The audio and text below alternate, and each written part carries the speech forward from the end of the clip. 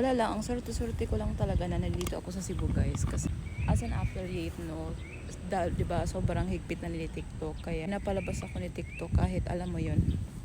Ang tamad-tamad ko kaya maglabas-labas dati. Pero dahil kay TikTok kasi required na iba-iba yung background o lumabas ka na ba.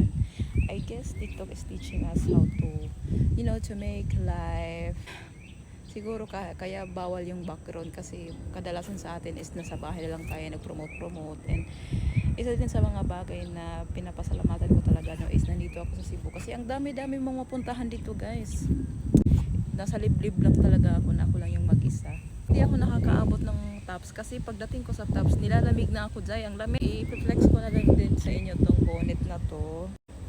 Maganda yung quality nito guys. Ginagamit ko to kasi nagja-jogging ako at nagre-rejuve kasi ako. Wala kasi ako yung cap.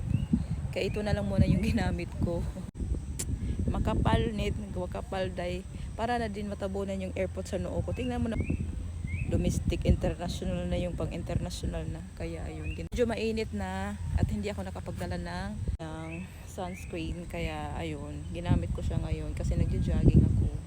Para hindi na rin ako makilala. Ha! Gakal. Ang dami kong pwede puntahan dito sa Cebu pag nag-flex ako ng mga bagay-bagay.